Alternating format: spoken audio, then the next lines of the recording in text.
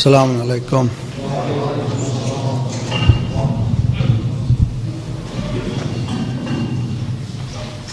وفوض امری الی اللہ ان اللہ بصیر بالعباد ولا حول ولا قوة الا باللہ العلی العظیم. اعوذ باللہ السمیع العلیم من الشیطان الرجیم. بسم اللہ الرحمن الرحیم.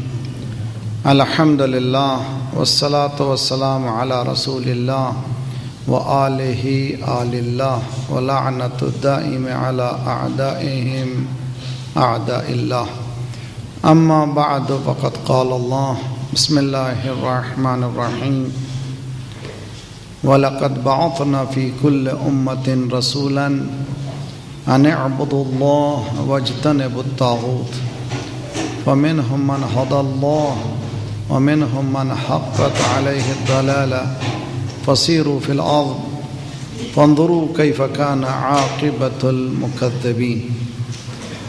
ہمارے لیے یہ شرف ہے کہ آپ سروران گرامی کی خدمات میں دین مبین نے جو فہم و ادراک کا مرحلہ طے کیا ہے اس کو پیش کریں، اور امید ہے کہ آپ سامعین کرام نہ صرف آج کے سیشن کو بلکہ ہر مجلس کو قرآنی احکام، قرآنی انسٹرکشن کے تحت دیکھا کریں.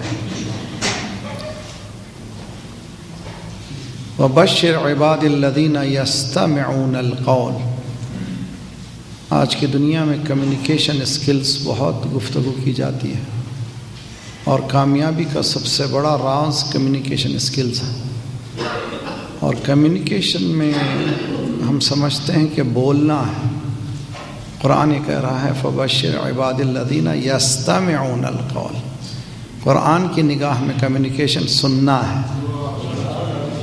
یہ اور سننا بھی ہے، غور سے سننا ہے. فَيَتَّبِعُونَ أَحْسَنَهُ. سننے کے بعد یہ نہیں کہتے کہ برا کیا ہے، اچھی چیزیں لے کر چلے جاتے ہیں. قرآن کا یہ نہج ہے، اور جس کی طرف مولانا نے اشارہ فرمایا ہے لا تنظر الی من قال ولکن انظر الی ما قال. نہ دیکھو کہ کون کہہ رہا ہے، یہ دیکھو کہ کیا کہہ رہا ہے. What has been said, not who is saying. یہ بہت اہم ہے، اور اس مرحلے کو ہماری زندگیوں میں بھی جو ہے پریشانی یہی ہے کہ ہم لوگ بولتے بہت ہیں، سنتے کم ہیں. خدا نے ایک زبان دی ہے، دو کان دیے ہیں تاکہ دو زیادہ سنیں اور بولیں کم. جو سننا شروع کرتا ہے انشاءاللہ اس میں وہ صلاحیت آ جاتی ہے کمیونیکیشن کرنے کی. ایک گزارش ہے. دوسری گزارش ہے کربلا کو ایز اے ہسٹری نہ سمجھیں، تاریخ کا ایک واقعہ نہ سمجھیں، بلکہ موٹیویشن فیکٹر سمجھیں. یعنی انسان کے جذبات اور انسان کے خیالات کو زندہ رکھنے کا اگر کوئی موٹیویشن ہے، فیکٹر ہے، تو وہ کربلا ہے. اور دوسری اقوام میں یہ چیز موجود نہیں ہے، ہمارے پاس یہ موجود ہے. اس سے خود پتہ چل رہا ہے قرآن نے جہاں یہ کہا ہے کہ دین اسلام ساری دنیا پہ چھائے گا، وہ کون سا اسلام جو انسان کو موٹیویٹ کر سکے، جو انسان کو اس جذبہ درونی کو ابھار سکے، اندرونی جذبہ جو ہوتا ہے اس کو ابھار سکے. کربلا کو اس نہج پہ جب ہم دیکھیں گے تو کربلا آج بھی میرے نفس کے اندر ہے، میرے اندر ہے کربلا، اور میرے سراؤنڈنگ میں کربلا ہے. میرے اندر کربلا کون سی ہے؟ وہ تمام نگیٹیو افکار، وہ تمام منفی خیالات، منفی تصورات ہیں، وہ یزیدی تصورات ہیں. اور اس سے حاوی ہونے کے لیے ایک فوج کی ضرورت ہے. بڑی فوج نہیں، چھوٹی فوج ہے. حالانکہ یزیدی افواج بہت بڑی ہیں، لیکن منفی کے ساتھ مثبت افواج وہ ہیں جو کم ہیں لیکن قوی ہیں. اگر یزیدی افواج میرے مثبت خیالات پر چھا جائیں تو پھر میں خود یزیدی بن جاؤں گا. اور اس لیے کہ مجلس میں کسی جگہ شریک ہونا یہ رسم بن جائے گا. مولا حسین رسم نہیں چاہتے تھے، اسی لیے مولا نے کربلا میں خالصتاً ان کو لایا جو اس افکار کو لے کر کے آئیں کہ امام کا وجود ایک حقیقت ہے، اس سے الگ ہو جانا ہی تباہی ہے۔ چنانچہ مولا نے بیعت کو اٹھا لیا تھا، جاؤ تم چلے جاؤ، میرے بلکہ نہ صرف جاؤ بلکہ میرے خاندان کے لوگوں کو بھی ہاتھ پکڑو، ان کی حفاظت جگہ لے جاؤ، اس لیے کہ یزید صرف مجھ سے متعلق کام کرنا چاہتا ہے، وہ چاہتا ہے میری جان، تمہارے دشمن نہیں ہے۔ ایک صلوات پڑھے محمد والے محمد۔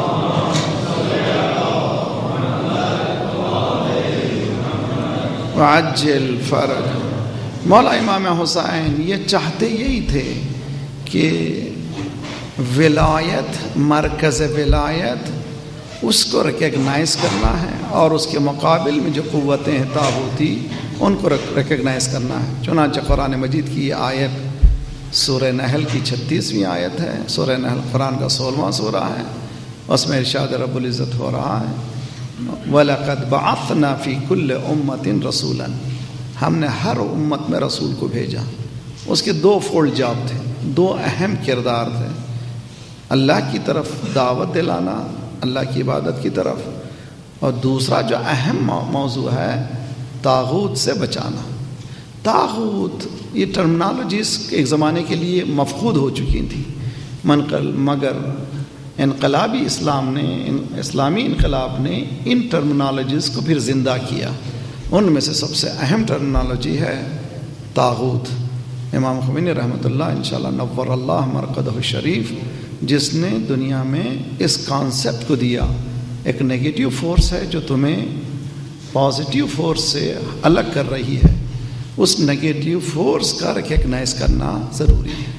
تھاؤزنڈس آف مولوی حضرات نماز کہہ رہے تھے، مگر آقا خمینی نماز نہیں کہہ رہے تھے، آقا کہہ رہے تھے طاغوت طاغوت طاغوت، اس لیے کہ نماز اگر طاغوت سمجھ میں آ جائے تو نماز سے روکنے والی قوت کا نام ہے طاغوت، نیکیوں سے روکنے والی قوتوں کا نام ہے طاغوت۔ طاغوت ہر وہ قوت جو انسان کو انسانیت سے ہٹا دے طاغوت ہے۔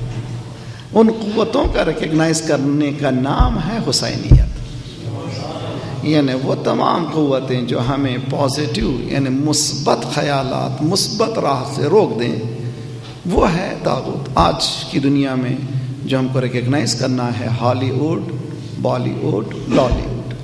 یہ Hollywood, Bollywood, Lollywood یہ ووڈ ہیں، یہ ووڈ لکڑی کو کہتے ہیں۔ لکڑی کہیں رہنمائی نہیں کرتی۔ شخص کہ خود گمست کرا رہبری کند، کورے ندیدم اساکش کورے دیگر بود۔ جو خود گمراہ ہو وہ دوسرا کیا ہدایت کرے گا؟ اندھے کتنے ہوشیار ہوتے ہیں، جس کے ہاتھ میں ڈنڈا دیتے ہیں وہ آنکھ والا ہوتا ہے، جس کے ہاتھ میں ڈنڈا دیتے ہیں وہ اندھا نہیں ہوتا، آنکھ والا ہوتا ہے۔ تو معلوم یہ بتا رہے ہیں کہ ہماری رہنمائی ایک آنکھ والا ہی کر سکتا ہے۔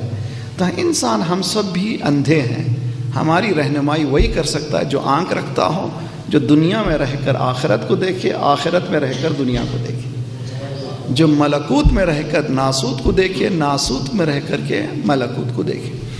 برادران عزیز، دین ایک مکمل سسٹم ہے، اور کسی میں یہ دم نہیں ہے کہ انسانی پرابلمز کا حل پیش کر سکے سوائے دین مبین اسلام کے، اور وہ حل بھی ایک ہی دین پیش کرے گا، 100 دین نہیں ہے۔ اس دین کی تلاش کے لیے اگر نکلنا ہے تو ہمیں کربلا جانا ہوگا، ہم اس ولایت کو پہچاننا ہوگا جس نے عبادت کے پہلو کو نہیں اجاگر کیا، نگیٹو فورسز کو ریکگنائز کروایا، یعنی وہ جو پہلو جس میں عبادتوں سے رکنے والی پہلو ہیں ان پہلوؤں کو بتایا۔ اس کے بعد الحمدللہ آج دیکھتے ہیں جو بچے، جب میں ایران میں تعلیم حاصل کر رہا تھا اس زمانے میں تہران یورپ کا سینٹر مانا جاتا تھا، جس میں کیبریز تھے، سور کا گوشت عام ملتا تھا، شراب عام ملتی تھی، مولوی حضرات مجالس پڑھ رہے تھے،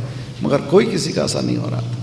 لیکن اس مرد مجاہد نے اتنی، انقلاب کہتے ہیں ٹویسٹ کرنا، انقلاب یہ نہیں کہ صرف ایک نظام کو ایک آدمی آیا دوسرا آ گیا، نہ، انقلاب کہتے ہیں منقلب کر دینا، کسی چیز کو الٹ دینا۔ امام خمینی نے انقلاب لایا کہ مانے دوسری طرح سے انقلاب نہیں، جو چیز تھی اس کو الٹ دی۔ مثلا انڈیا پاکستان 1947 میں انقلاب آیا، لیکن ہمارے پاس صرف انقلاب کا نام ہے، ابھی تک انقلاب نہیں آیا. آج بھی ہمارے پاس جو کرمنالوجی ہمارے پاس موجود ہے وہی برٹش کی چھوڑی ہوئی ہے، انڈیا میں بھی وہی ہے اور ہمارے پاس پاکستان میں بھی. اس کے معنی یہ ہیں کہ انقلاب کے معنی تمام باطل کے افکارات کو جھاڑو سے صاف کر دینا اور حق کے افکارات کو ان کی جگہ رکھ دینا. اور یہ کام بہت بڑا اہم کام ہے. آج انقلاب جمہوری اسلامی اتنی ناقص ہونے کے بعد بھی نمونہ ہے 59 مسلم کنٹریز کے لیے، ساری انسانیت کے لیے. انشاءاللہ بہت جلد سارے انسان اس کی طرف دیکھیں گے، اس لیے کہ قرآن نے وعدہ کیا ہے جو لوگ ہماری مدد کریں گے ہم ان کی مدد کریں گے. اور یہ اٹھا ہے اللہ کی مدد کے لیے، انسپائرڈ بائی کربلا. امام خمینی کا مشہور جملہ ہے، ماں ہر چیزی کے داریم از حسین داریم. ہمارے پاس جو کچھ بھی ہے وہ امام حسین کا صدقہ ہے. اس لیے کہ محرک کے عمل، جس کو موٹیویشن فیکٹر کہتے ہیں، وہ موٹر ہے کربلا. امید ہے کہ یہاں سے محفل سے جائے ہوئے کربلا کو سابق سمجھ کے مت سنیے، پاس ہسٹری سمجھ کے مت سنیے. Karbala is a criteria to recognise the problem of today. ایک معیار ہے آج کے پرابلم کو ریکگنائز کرنے کا، طاغوتی قوتوں کو ریکگنائز کرنے کا. ان قوتوں کو جو ریکگنائز کرتا ہے وہی عبادت کے قابل ہے. بہت ہی خطرناک جملہ کہا ہوں. جب تک کہ ان کی ریکگنائز نہیں ہوئی ہماری نمازیں بھی نمازیں ہی ہیں، لیکن اس کا کوئی نہیں. اس لیے کہ قرآن صاف کہتا ہے کہ ہمارے پاس برادران اہل سنت کے ہاں بھی ہمارے ہاں بھی نماز میں لا صلاۃ الا بفاتحہ، نماز ہی نہیں ہے جب تک کہ سورہ فاتحہ نہ پڑھا جائے. سوائے ایک ہی نماز ہے جس میں سورہ فاتحہ نہیں ہوتی، وہ نماز پڑھنے سے سب ڈرتے ہیں، تو وہ نماز ہے نماز جنازہ جس میں سورہ فاتحہ نہیں ہوتی. تمام سنت واجب نمازوں میں پہلی 2 رکعتوں میں سورہ الحمد کا ہونا ضروری ہے، وہ بھی کمپلیٹ سورہ پڑھنے کا ضروری ہے. سنی بھائیوں میں دوسرا سورہ جو ہے ایک آیت بھی پڑھ سکتے ہیں، مگر ہمارے پاس ہے اگر واجب نماز ہے اس میں پورا سورہ پڑھنا پڑے گا.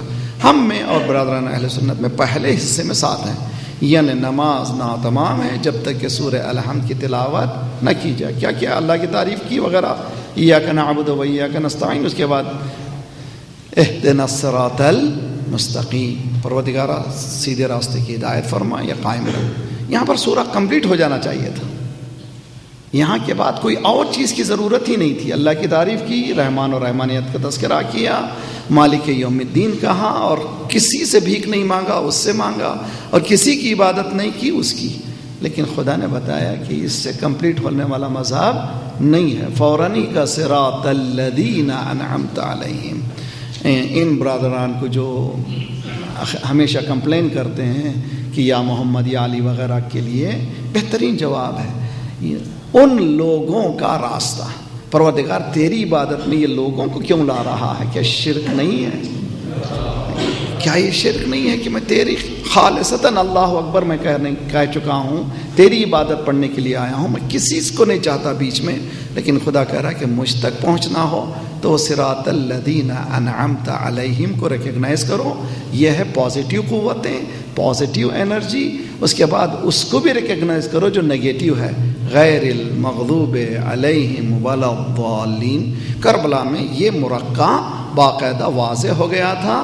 صراط الذین انعمت علیہم کی تعبیر حسین تھے، غیر المغضوب علیہم ولا الضالین کی تعبیر فوج یزید تھی. جب یہ مسئلہ سامنے آتا ہے تو ہمارے پاس نتیجہ نکل جاتا ہے کہ recognising existing positive forces is very important. آج کے پازیٹیو فورس کو ریکگنائز کرنا بہت اہم ہے، تب کہیں جا کر کے ہم کامیاب ہو سکتے ہیں. پازیٹیو فورس کو جہاں ریکگنائز کرنا ہے وہاں پر نگیٹیو فورسز کو بھی ریکگنائز کرنا ہے. وہی ہیں جو ہمیں پازیٹیو فورسز سے جانے میں روک رہی ہیں. اگر یہ سمجھ میں آ جائے تو کربلا کو معیار بنائیے، آج کے تمام باطل قوتیں سمجھ میں آ جائیں گی، آج کی مثبت قوتیں بھی سمجھ میں آ جائیں گی. یہ ہدف کربلا ہے اور یہ مقصد کربلا. اشہد انک قد اقمت الصلاۃ وآتیت الزکاۃ وامرت بالمعروف ونہیت عن المنکر واطعت اللہ ورسولہ حتی اتاک الیقین. یہ ہے حقیقت میں صراط مستقیم کی تعبیر. وَلَعَنَ اللَّهُ أُمَّةً قَتَلَتْكَ وَلَعَنَ اللَّهُ أُمَّةً ظَلَمَتْكَ وَغَيْرِ الْمَغْضُوبِ عَلَيْهِمْ وَلَا الضَّالِّينَ. تبرہ یہی ہے، تولا یہی ہے. صلوات پڑھیے محمد والے صلی علی محمد. یہ جو قول ہے کل ارض کربلا کل یوم عاشورا، کسی امام کا قول نہیں ہے. بعض چیزیں اتنی پاک و شفاف ہوتی ہیں، ہم منسوب کی جاتی ہیں معصوم سے، لیکن اچھی چیزیں، جیسے ایک شعر ہے جو منسوب کیا جاتا مولا سے مگر ہے نہیں، ایک عرب بہترین شاعر کا شعر ہے، ان لم یستقیم دین محمد الا بقتلی فیفیوف خدینی. اگر میرے نانا کا دین میرے قتل کے بغیر بچتا نہیں ہے تو آؤ تلواروں میرے ٹکڑے کر ڈالو. یہ امام حسین کا کلام نہیں ہے مگر ایک شاعر نے خوبصورتی سے ادا کیا ہے، گویا ہدف امام حسین سے واضح ہو جاتا ہے. اسی لیے وہ کریکشن پلیز ہمیشہ سے اس کو کبھی کسی معصوم کا قول نہیں بلکہ یہ ریکگنائز قول ہے جس کو علماء بھی پیش کرتے ہیں. اچھی چیز ہے کہ حقیقت میں ہر جگہ کربلا ہے، ہر روز روزے عاشور ہے. اس کہنے کے بعد نہ صرف بحرین، یہی تو میں ذرا سا اشارہ کر رہا تھا کہ ولایت کی تشخیص اور ولایت کے اپوننٹس کی تشخیص بہت ضروری ہے، اور جب تک ہم اس کو تشخیص نہیں کریں گے ہماری اس راہ کو پانا جو ہے مشکل ہو جائے گا. اگر ہم بحرین کا مسئلہ لیتے ہیں تو بحرین کے ساتھ ساتھ پورے وہ مسائل، آپ جائیے خود سعودی میں قطیف میں آج قتل عام، چنانچہ کل ہی ایک پرنس نے یہ کہہ دیا ہے، بلکہ جو ڈیفنس منسٹر ہے ان کا سعودی کا، کوئی رحم نہیں کرنا ہے، کوئی رحم کرنا نہیں، جو بھی مخالف ہوا اس کو بروٹلی بالکل اس کو کریش کرو. اب یہ رہی بات ہے کہ یہاں پر ہماری ذمہ داریاں کیا ہیں. میری مجالس میں اس سال بہت زیادہ کہنے لگا ہوں، لاسٹ نائٹ بھی میں نے کہا تھا، حل من ناصرین یہ پاسٹ سینٹنس کا نام نہیں ہے. اب بھی امام حسین آواز دے رہے ہیں، وہ آواز خود پاکستان میں دے رہے ہیں، خود ورلڈ میں دے رہے ہیں، دنیا کے ہر گوشے میں. بحرین کے حالات اور دنیا کے حالات سے متعلق اولین ذمہ داری، ہماری پہلی ذمہ داری ٹو نو. دیکھیے میں یہ حدیث سنا رہا ہوں، بہت خوبصورت حدیث ہے، عالم بزمانہ لا تہجم علیہ اللوابس. خوبصورت حدیث ہے. عالم کے معنی عالم نہیں ہے، عالم کے معنی the one who is aware، جو شخص زمانے سے واقف ہے، عالم و بے زمانے ہی، حالات زمانے سے واقف ہے، اس پر جو ہے باطل کوئی اٹیک نہیں کر سکتا. تو اولین جس کی ذمہ داری ہے وہ ایگزسٹنگ سچویشن کو سمجھنا ہے کہ آج کی دنیا میں کیا ہو رہا ہے. تو ہماری اطلاع محرم کا بہترین زمانہ ہے. ایک ہماری ٹیم ہونا چاہیے مجالس میں، ہر ہفتے رہبر کی طرف سے کیا بیان آیا، بحرین سے متعلق کیا بیان آیا، اس کو تمام مجالس میں تقسیم کریں تاکہ اویئرنیس ہو، نہ صرف یہاں بلکہ برادران اہل سنت کو بھی ساتھ لیں. کیسے ساتھ لے سکتے ہیں؟ ٹیونس میں ہوا، ایجپٹ میں ہوا، اور اسی طرح سے وہاں پر لیبیا میں ہوا. جس طرح سے ٹیونس میں ہوا اسی طرح سے یہاں کے بھی مسلمان یہ حق مانگ رہے ہیں. کیوں آج ہندوستان میں ایک مسجد، بابری مسجد ٹوٹی تو ابھی تک رونا ہو رہا ہے، یہاں کئی مساجد گرا دیے گئے اور کوئی پوچھنے والا نہیں ہے، اس لیے کہ ری ایکشن کرنے میں ہم لوگوں کی کوتاہی بہت زیادہ ہے. اس لیے میری گزارش ہے کہ اویئرنیس آف دا ٹائم، ہمارے حالات سے واقف ہونا بہت ضروری ہے. اس کے لیے یہ جو میڈیا ہے اس کے مقابل میں ایک میڈیا ہے، وہ میڈیا جو حق کی طرف دعوت دے رہا ہے اس کی طرف دیکھنا چاہیے. وہ کون سا ہے؟ جیسے پریس ٹی وی آپ لوگوں کے لیے بہترین ہے. Press T V on line بھی دیکھ سکتے ہیں، روزانہ آدھا گھنٹہ کم از کم نیوز دیکھ لیا کرے اور اس سے آپ کو نتیجہ نکل جائے گا کہ ہماری فوکس کیا ہونا چاہیے. انشاءاللہ خدا ہم سب کو توفیق دے. سر ریکارڈنگ بھی ہو رہی ہے نا، تو سوال بھی ذرا. جی جی یہ 2 سوال.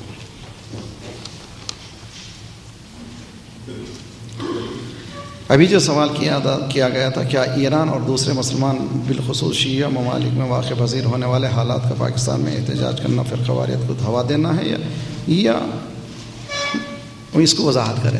میں نے ابھی جیسے بتایا فرقہ واریت نہیں، اگر ہمارا اپروچ، اگر ہمارا سلیقہ اچھا ہو جائے، بجائے سے کہ بحرین کہیں اس کے ساتھ ٹیونس کو ساتھ لے لیں، یمن کو ساتھ لے لیں، اس کے بعد بحرین بیچ میں رکھیں، تو آپ کی بات بھی ہو جائے گی اور آپ جو ہے اپنے منزل تک بھی پہنچ جائیں گے.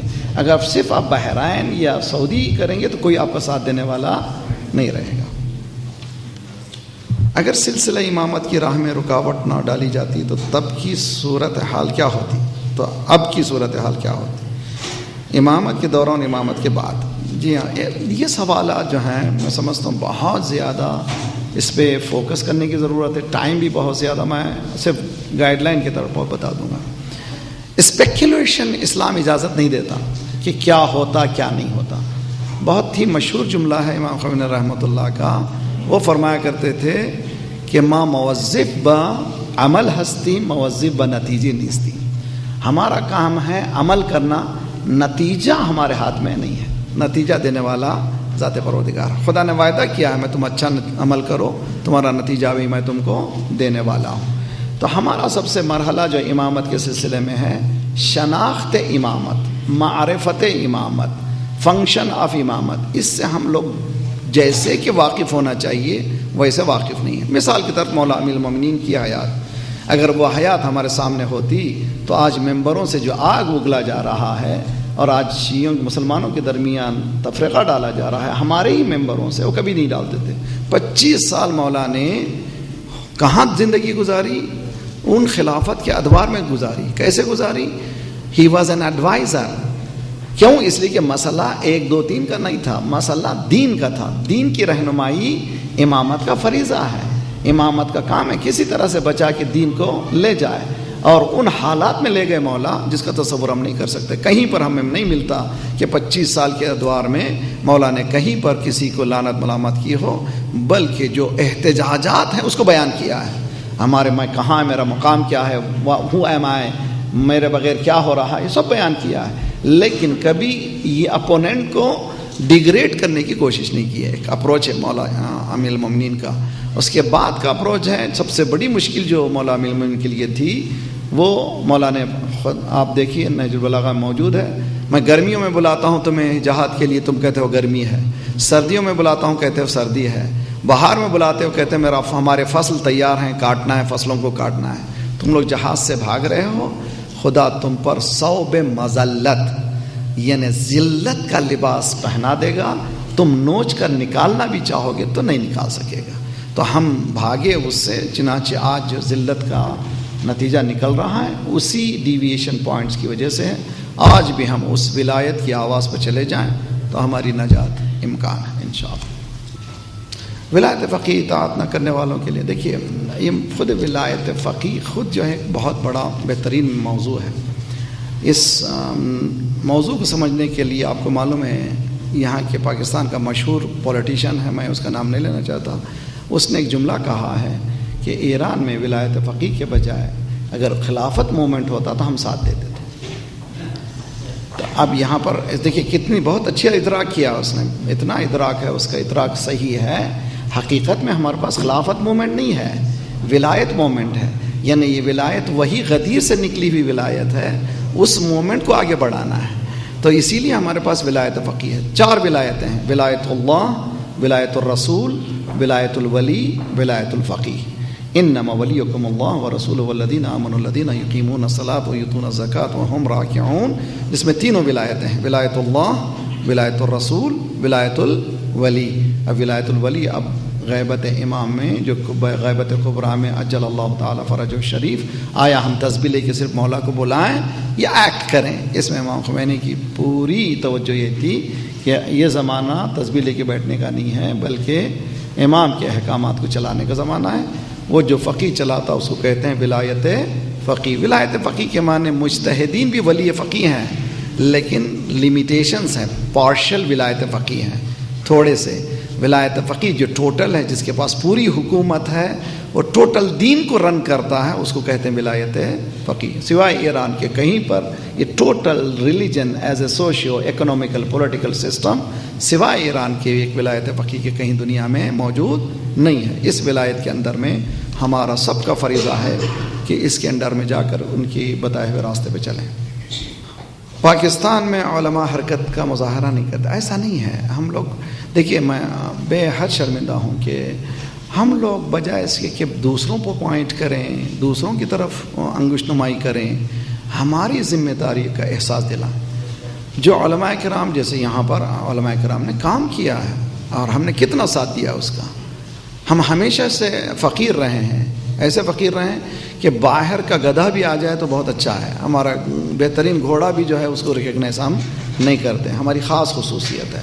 یہ ہے باطل کی، خصوصاً برٹش کے حکومت کے بعد جو ہم لوگوں کو ورثے میں ملی ہے وہ ہے غلامی۔ وہ غلامی کے اثرات ہم میں آج بھی موجود ہیں، جس کی وجہ سے ہم لوگ کبھی بھی ہمارے مقامی اس عالم کو ریکگنائز نہیں کرتے جو محرک ہے اور وہ متحرک ہے، فعال ہے، فعالیت کے تقاضاؤں کو پورا کر رہا ہے، اس کا ریکگنائز کرنا اسی طرح سے واجب ہے جس طرح سے مولا امیر المومنین کے زمانے میں مولا کو ریکگنائز کرنا ہے۔ آج اسی پاکستان میں ایسے علماء موجود ہیں جو متحرک ہیں، فعال ہیں، they have capacity to guide us، ان کے پاس پوری کیپیسٹی ہے۔ اگر ہم نہیں پہچانتے تو پہچاننا ان کا لازمی ہے۔ اب میں اس کی لسٹ تو بیان نہیں کر سکتا، مگر آپ لوگوں کو معلوم ہے انشاءاللہ۔ آج کے دور میں ایک نوجوان عصری تعلیم کے ساتھ اس کا کیا فرض ہے؟ آیا دینی تعلیم سے حاصل کری یا بزنس کے ساتھ، دین کے ساتھ مسئلہ؟ دیکھیے، سب سے مشکل مسئلہ ہم لوگوں نے جو سب سے بڑی غلطی کی ہے، دینی تعلیم اور دنیاوی تعلیم، ذرا سا غلط فہمی ہے۔ اسلام میں کیا میتھمیٹک اسلام نہیں ہے؟ کیا میڈیسن اسلام نہیں ہے؟ کیا بایولوجی اسلام نہیں ہے؟ وہ کون سا سبجیکٹ ہے جو اسلام میں نہیں ہے؟ اسلام سب چیزیں موجود ہیں، صرف اسلام میں اخلاقیات و دینی فقہی باتیں بعض مخصوص جو ہیں ان کو الگ کیا۔ ہم لوگ دین میں ان کو الگ مت کیجئے۔ تو اس کے معنی کہ مومن دو چاپٹر کو، ایک چاپٹر وہ ہے جو میری ڈے ٹو ڈے لائف سے مربوط ہے، اس کو جاتا ہے یونیورسٹی سے سیکھتا ہے، ایک چاپٹر جو میرے اسپرچول لائف سے، میری معنوی زندگی سے تعلق رکھتا ہے، اس کو جاتا ہے دینی مدرسے کا نام دیتا ہے۔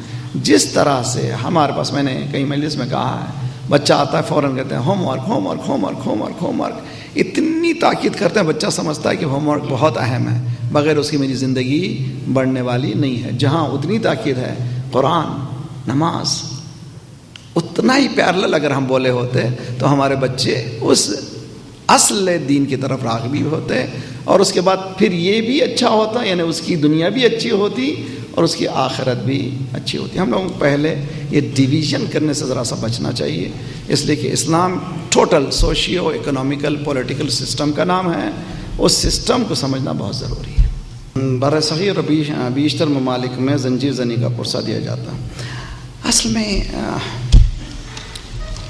ایک ہم لوگ جو ہے، ہم لوگ کہتے ہیں، اردو میں کہتے ہیں اٹک جاتے ہیں ایک جگہ، اٹکیے نہیں، تربیت کیجئے نفوس کی، خود بخود معلومات معرفت کی اضافہ کر لیجئے، تمام چیزیں حقائق سمجھ میں آ جائیں گی۔ 1995 میں راہبر نے ایک اسپیچ دی ہے، خوبصورت تقریر ہے، اگر اس کو خصوصاً جو نوجوان ہیں، روشن فکر ہیں، اس کو کہیں سے آن لائن شاید مل بھی جائے۔ یہ ہے احیاء عزاداری سنتی۔ دیکھیے، بہت اچھی طرح سے بچے میرے پاس عموماً سوال کرتے ہیں تو میں یہی جواب دیتا ہوں، نہ میں مجتہد ہوں، نہ میں فقیہ ہوں، میں ایک ادنا سا طالب علم ہوں، میں یہ فتوے دینے کا عادی نہیں ہوں، فتویٰ میں نہیں دے سکتا، نہ ہی میں مجتہد ہوں۔ سیدھا سیدھا میں ایک لاجیکل انسان ہوں، منطقی انسان ہوں۔ کربلا کا واقعہ 61 ہجری میں ہوا، چوتھے امام زندہ تھے۔ کربلا کے واقعے کے بعد چوتھے امام 35 محرم کیے، اس کے بعد سے لے کر 9 امام، 12ویں امام تک 200 سال کا عرصہ، اور پھر 70 سال غیبت صغرا کے، 270 سال امام کی موجودگی میں 270 محرم ہوئے ہیں۔ یہ بہت اہم، سنی، بہت ہی اہم نقطہ ہے، اس پر بہت اچھی طرح سے غور کیجئے۔ امام کی موجودگی میں 270، 1-2 سال نہیں، 270 محرم ہوئے ہیں۔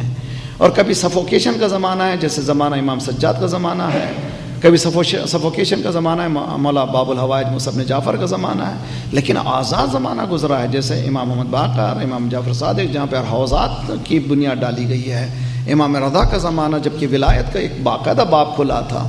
تو سفوکیشن، پرابلم کا بھی زمانہ تھا، مشکلات کا بھی زمانہ تھا، تھوڑا سا آسان سانس لینے والا زمانہ بھی موجود تھا۔ اس زمانے میں ان 270 محرم میں معصوم نے جس طرح سے عزاداری کی ہے وہی عزاداری ہے، اس سے ہٹ کر جو ہم کر رہے ہیں ہمارے ایڈیشنز ہیں، یہ خدا انشاءاللہ نیک ہمارے نیتوں کے اعتبار سے ٹھیک کرے گا، لیکن اس کے لیے ہم لوگ یہاں پر اٹا کر مومنین کے درمیان فساد کرنے سے کوئی فائدہ نہیں ہے۔ جنریشن کو تعلیم کر کے لا لیجیے اوپر، خود بخود یہ چیزیں ختم ہو جائیں گی۔ اگر اس پہ اٹک جائیں گے تو ہمارے آپس میں دست و گریبان ہو جائیں گے۔ باطل یہی چاہتا ہے کہ ہم لوگ اٹک جائیں اور اسی پہ لڑتے رہیں، نہ اس پہ نہ لڑیں، ہدف امام حسین پہ چلے جائیں، خود بخود بہت آسانی سے بات سمجھ میں آ جائے گی۔ Human being it's by nature is selfish, یا بالکل اصل میں پہلے ہم کو نیچر سمجھنا ہے، فطرت کیا ہے۔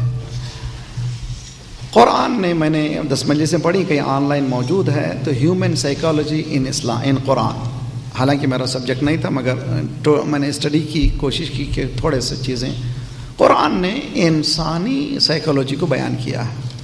خلق الانسان حلوعا اذا مسہ الشر جزوعا واذا مسہ الخیر منوعا۔ انسان بہت ڈیلیکیٹ پیدا کیا گیا ہے، نیچرلی بہت ڈیلیکیٹ ہے۔ جب اچھا رہتا ہے تو خوش ہوتا ہے، کہتا رہا میں نے مزے میں ہے، اس وقت بھی بھلا دیتا خدا کو۔ جب تھوڑی سی پریشانی آتی ہے وہ پھر روتا پیٹتا ہے۔ جب اچھے جاب وغیرہ ہیں، اچھی زندگی چل رہی ہے، کبھی کسی دوست کو نہیں بولتا کہ آج میرا جو ہے پروموشن ملا ہے، آج اتنی انکم ہوئی ہے۔ تھوڑا سا نقصان ہوتا سب کو بتاتا۔ یہ انسان جو ہے ایک عجیب و غریب انسان ہے۔ اسی طرح سے خلق الانسان ضعیفا، انسان کو خدا نے ضعیف بنایا ہے۔ کس لحاظ سے ضعیف بنایا ہے؟ اگر باڈی کے مقابل کو دیکھیں، ہاتھی کو دیکھیں، ہاتھی کے مقابل میں انسان ضعیف ہے، شیر کے مقابل میں انسان ضعیف ہے، لیکن عقل کے ذریعے سے وہ ہاتھی کو کنٹرول میں لیتا ہے۔ وہ کون سی قوت ہے جو ہاتھی کو کنٹرول میں لیتی ہے، شیر کو کنٹرول میں لے لیتی ہے؟ انسان کو جہاں ضعیف بنایا ہے، اس کی عقل اس کو قوی بنا دیا گیا ہے۔ اس عقل کے ذریعے سے وہ دنیا کو، کائنات کو مسخر کیا ہے، ہینڈ اوور کیا ہے خدا نے۔ خدا نے سیلفش انسان کو اس لیے بنایا ہے کہ وہ نیکیوں میں جلدی کرے، سارعوا الی المغفرہ، مغفرت کی طرف وہ سیلفشنس بتائے، مجھے آگے بڑھنا ہے، مجھے قو علی خدمتک جوارحی واشدد علی العزیمۃ جوانحی وہب لی الجد فی خشیتک والدوام فی الاتصال بخدمتک حتی اسرح الیک فی میادین سابقین۔ پروردگار میرے بازوؤں کو قوی بنا دے، میں اپنے نفس کے گھوڑے کو تیزی سے دوڑاتا ہوں، کہاں چلے جاؤں میں؟ سابقین میں۔ سابق کون تھے؟ جناب خدیجۃ الکبریٰ، یاسر، سمیہ، یعنی مجھے خدیجہ بنا دے، یاسر بنا دے، سمیہ بنا دے، علی بنا دے۔ کیا کہنا چاہتا ہے؟ یعنی یہ جو سیلفشنس ہے، اس کو اگر اس پازیٹیو لک پہ لے جائے تو انسان کامیاب ہو کر سابقین میں جا سکتا ہے۔ اس کے معنی یہ نہیں ہے کہ خود کھینچتا چلا جائے، دوسروں کا مال بھی کھاتا چلا جائے۔ قرآن نے اس کے لیے بھی بتایا ہے۔ یہ سیلفشنس کو بدلنے کا واحد طریقہ یہ ہے کہ وہ کام اپنے کاموں کو ذات پروردگار کے لیے قرار دے، اور کہیں ایسا نہ ہو کہ وہ گناہ جو انسانوں سے مربوط ہیں وہ کر بیٹھے۔ اسی لیے حدیث میں ہے، آپ سب جانتے ہیں، حقوق اللہ اور حقوق العباد۔ میرے اور اللہ کے درمیان خدا نخواستہ میں نے گناہ کیا تو خدا بخش سکتا ہے، لیکن جو حقوق العباد ہیں اس کو خدا نہیں بخشے گا جب تک کہ وہ بندہ جس کو میں نے ستایا ہے، جس کا مال کھایا ہے، نہیں بخشے گا۔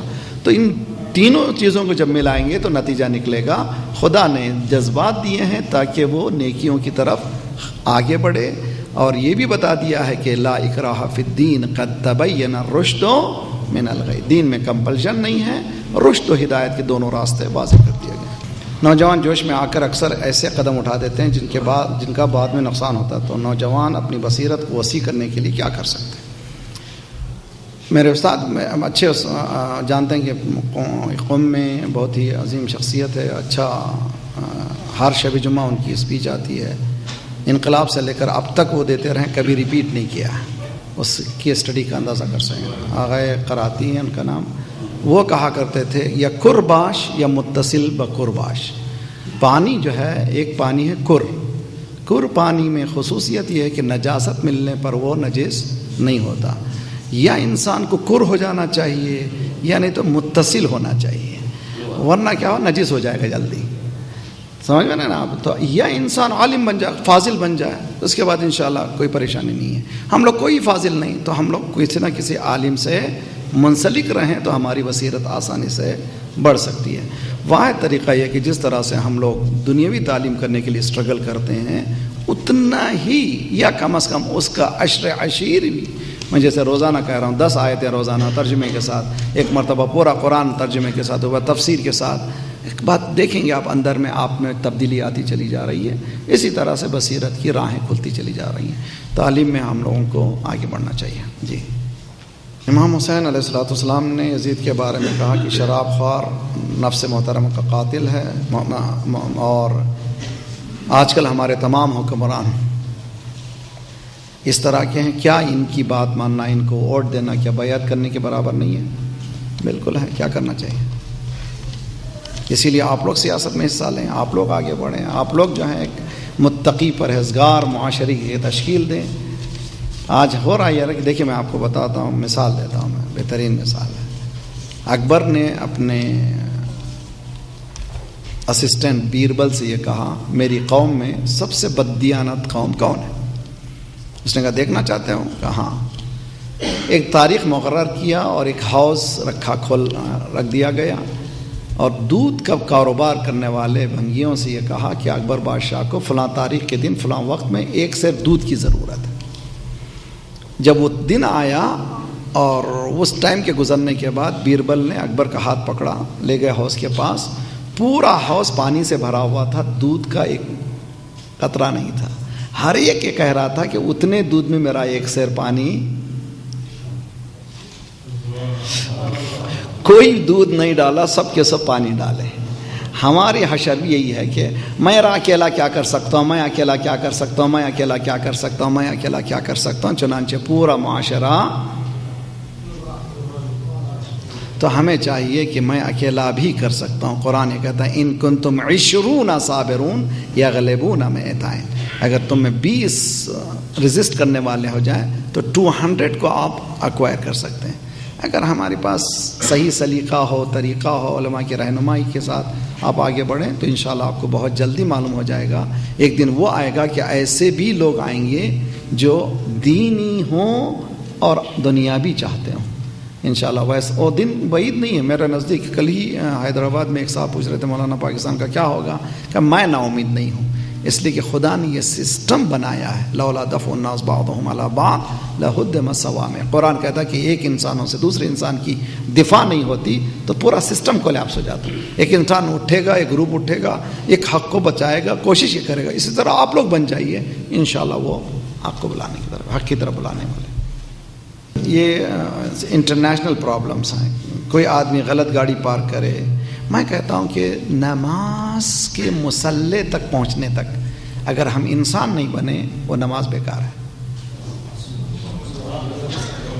مصلی تک پہنچنے کے لیے وضو کے 13 کنڈیشنز ہیں. وضو کے لیے کتنی کنڈیشن ہیں؟ 13 کنڈیشنز. ایک کنڈیشن یہ کہ پانی پاک ہو، مطلق ہو. اس کے بعد ہے مباح ہو. مباح کے معنی کیا ہے؟ پانی آپ کا ہو، اگر آپ کا نہیں ہے تو اجازت لینا ضروری ہے. کتنا وضو کرنا چاہیے پانی میں معلوم ہے آپ کو؟ پاؤ سیر سے بھی کم، یعنی 1/4 لیٹر سے بھی کم استعمال کرنا ہے وضو کے لیے پانی. ہم کتنا کھول دیتے ہیں؟ اور آج پاپولیشن انسان کا کتنا ہے؟ 7 بلین ہے. بعض ایسے مقامات ہیں جہاں پانی کا رمق بھی ملتا نہیں ہے. ہم سمجھ رہے ہیں پانی میرے پاس آ گیا، نل ہے، اس کو چلانا ہے. نہ، خدا دیکھتا ہے کہ یہاں سے اس نے انسانیت شروع کی ہے یا نہیں کی ہے. پانی تمہارا نہیں، تم اجازت لو. یعنی یہاں پر ملکیت کی اہمیت بتائی جا رہی ہے، اونرشپ کی اہمیت بتائی جا رہی ہے کہ دوسرے کا مال پانی ہی کیوں نہ ہو تم لوگ استعمال نہیں کر سکتے. میں پورا بٹے بازی کروں، دھوکہ دوں، اس کے بعد اللہ اکبر بھی چلاؤں تو چلنے والا نہیں ہے. تو یہ شرائط بتا رہے ہیں کہ مصلی تک انسان جب پہنچے. آپ لوگوں سے گزارش ہے کہیں بھی جائیے پہلے دیکھیے جوتا میرا کسی کو تکلیف نہ دے. پہلا مرحلہ ہے. میں جوتا جو رکھ رہا ہوں کہ ایسا نہ ہو کوئی مومن جو ہے اس کو راستے میں اس کو تکلیف نہ دے. اسی طرح سے میں چائے کی کپ پی رہا ہوں پلاسٹک میں پھینک کر کے انوائرمنٹ کو خراب کر رہا ہوں اور پورے ماحول کو ایز اے اسلام کہتا ہے پاکیزہ رہنا چاہیے. اسی طرح گاڑی جب لا رہا ہوں تو دیکھنا ہے کہ کہاں اجازت دی گئی ہے، کہاں مجھے پارک کرنا ہے. میں مثال چھوٹی سی دیتا ہوں تو بہت اہم ہے. مثلا بعض وقت یہ لوگ جیسے ہمارے بھائی ہیں وہ جاتے ہیں فلاں گاڑی کا نمبر ہے، پلیز آپ ذرا سا صحیح کا پارک کر دیجئے. اگر انہوں نے 1 منٹ اگر لیا ہے پورے مجمع کو سمجھانے کے لیے، مجمع اگر 1000 کا ہے تو کتنے منٹ چلے گئے؟ 1000 منٹ گئے. وہ 1000 منٹ کی ذمہ داری اس مومن کے گردن پر ہے. تو اسی لیے سینس آف ریسپانسبلٹی، احساس مسئولیت اگر نہیں ہے تو دیندار نہیں ہے. وہ احساس انسانیت نہیں ہے تو وہ انسان نہیں ہے. تو اسلام نہیں چاہتا ہماری عبادتوں کو، مگر چاہتا ہے کہ ہمیں انسان بنا دے. اگر انسان نہیں بن رہا ہے، نماز پڑھ رہا ہے، تو خدا انشاءاللہ ہماری نماز کو قبول کرے انشاءاللہ. کربلا کے پیغام کو زیادہ بہتر منظم طور پر پہنچانے کے لیے بہتر دینی مدارس اور نوجوان کی جدید تعلیم و تربیت کے ادارے قائم کرنے کے لیے عملی رہنمائی فرمائیے. میں بے حد شرمندہ ہوں. ہمارے پاس اب اتنے ادارے ہو گئے ہیں، پھر اداروں کی ضرورت نہیں ہے. جو ادارے کام کر رہے ہیں ان کے ساتھ اپنے آپ کو دیکھیے، میں کہاں فٹ ہو سکتا ہوں، کس عمارت. جیسے ایک مشین ہے، مشین میں کیا ہوں؟ نیٹ ہوں یا وہ پاورفل والو ہوں؟ کیا ہوں میں جو ہوں اس مشین میں اپنے آپ کو رکھ دینے کا نام ہی عدالت ہے. یہ نہیں کہ میں الگ سے پھر ایک نئی مشین بناؤں، وہ بن نہیں پاتی. چنانچہ آج ہمارے پاس، آج میں اسلام آباد کے شیعہ آرگنائزیشن کی لسٹ بنائے تو کسی کو یاد بھی نہیں ہوئی، اتنی بڑی لسٹ ہے. کراچی تو جائیے، خدائی کی پناہ، ہر طرف ایسے ہی ہے. پاکستان، کینیڈا جائیے، امریکہ. ہم لوگوں کا شوق ہے، ذرا کچھ ہوا فوراً ہی ایک ادارہ بنا دیا، چند دنوں کے بعد ادارہ چلا، اس کے بعد ٹاٹا خدا حافظ، کوئی کام نہیں ہوا. اس طرح کے کام مت کیجیے. آج ہمارے پاس خود اسلام آباد میں خوبصورت ادارے ہیں، جیسے یہ خود ادارہ بہترین خوبصورت ہے، الکوثر یونیورسٹی بہترین. اسی طرح سے بہت سے مساجد میں صرف یہ کیجیے کہ آپ کیا کر سکتے ہیں قوم کے لیے، کس میں جا کر کے اپنے آپ کو فٹ کر سکتے ہیں، خدمت کیجیے. انشاءاللہ بہت جلدی ہماری قوم بدل سکتی ہے انشاءاللہ. بہت شکر گزار ہوں جناب مولانا سید ذکی باقی صاحب کا کہ آپ تشریف لائے اور نوجوانوں کے سوالات آپ نے بڑے مؤثر اور دلنشین انداز سے دیے.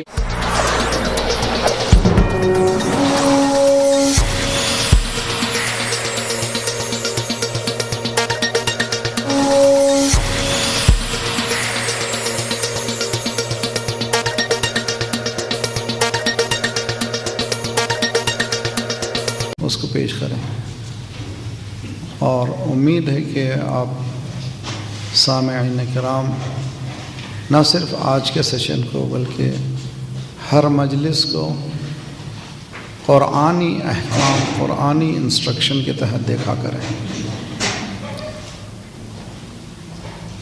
وَبَشِّرْ عِبَادِ الَّذِينَ يَسْتَمِعُونَ الْقَوْلَ. آج کی دنیا میں کمیونیکیشن اسکلز بہت گفتگو کی جاتی ہے اور کامیابی کا سب سے بڑا راز کمیونیکیشن اسکلز ہے. اور کمیونیکیشن میں ہم سمجھتے ہیں کہ بولنا ہے. قرآن کہہ رہا ہے فبشر عباد الذین یستمعون القول. قرآن کی نگاہ میں کمیونیکیشن سننا ہے. والصلاۃ والسلام علی رسول اللہ وآلہ آل اللہ ولعنۃ الدائم علی اعدائہم اعداء اللہ. اما بعد فقد قال اللہ بسم اللہ الرحمن الرحیم وَلَقَدْ بَعَثْنَا فِي كُلِّ أُمَّةٍ رَسُولًا أَنِ اعْبُدُوا اللَّهَ وَاجْتَنِبُوا الطَّاغُوتَ فَمِنْهُمْ مَنْ هَدَى اللَّهُ وَمِنْهُمْ مَنْ حَقَّتْ عَلَيْهِ الضَّلَالَةُ فَسِيرُوا فِي الْأَرْضِ فَانظُرُوا كَيْفَ كَانَ عَاقِبَةُ الْمُكَذِّبِينَ. ہمارے لیے یہ شرف ہے کہ آپ سروران گرامی کی خدمات میں دین مبین نے جو فہم و ادراک کا مرحلہ طے کیا ہے،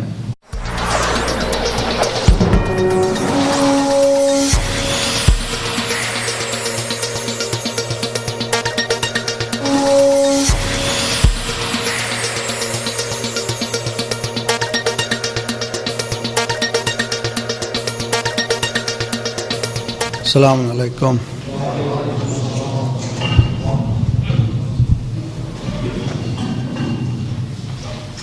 وفوض امری الی اللہ ان اللہ بصیر بالعباد ولا حول ولا قوة الا باللہ العلی العظیم.